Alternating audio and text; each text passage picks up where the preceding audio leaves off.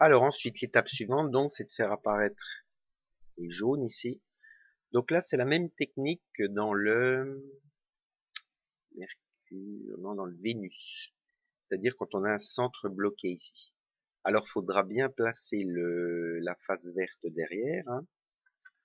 Voilà. Donc, si j'en ai aucune, ben, j'en fais apparaître deux, puis après j'en fais apparaître deux autres. Si c'est les deux comme ça, bon, je vais pas vous le présenter, hein, on fait l'algorithme pour s'en ramener à deux comme ça. Alors, on les place comme ça, je crois, si je dis pas de bêtises. Donc ensuite, ici, donc, des primes, des primes F, D,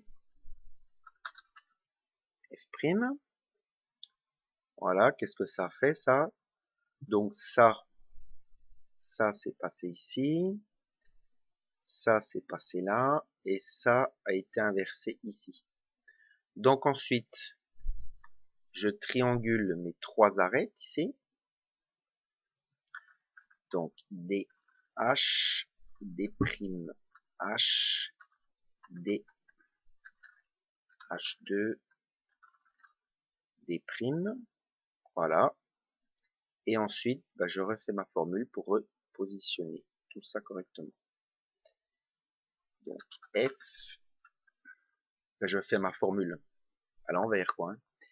F, D prime, F prime et D. Voilà. J'ai mes jaunes qui sont pas. Bon, j'étais un petit peu vite, hein. Sinon, si vous voulez plus d'explications, vous allez voir mes vidéos dans la résolution du Rubik's Cube Crazy. C'est le Vénus. On a les deux centres bloqués. Faites attention, le vert à l'arrière, hein, très important. Je crois que si on le met là, non, si on le met là, ça marche aussi. Voilà, parce que quand on fait la formule là, je réfléchis. Ouais, ça doit marcher aussi si on le met là. Bon, on vérifie. Alors ensuite, étape suivante, donc on va positionner correctement ça. Bah, pour faire ça, on utilise les formules classiques, hein, du Rubik's Cube. Je crois que le vert est toujours derrière. Alors là, j'en ai une de bien. Donc je vais la placer devant ici. Et je vais trianguler les trois autres. Donc des H, des primes, H, des H2, des primes. Ouais. Je fais la formule encore une fois. Des H, des primes, H, des H2 et des primes. Et ça y est, j'ai mes arêtes constituées. Bon, il existe un cas de parité aussi, hein. Je vais vous le présenter tout de suite. Je le fais apparaître.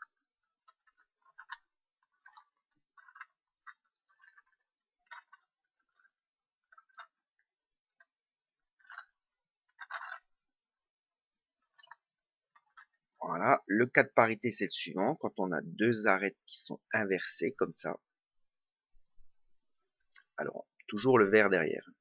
Donc pour les désinverser, même formule que j'avais présentée dans mes vidéos précédentes. Donc, D' H, D' H', D' H', D' H, D H, D2. Et voilà.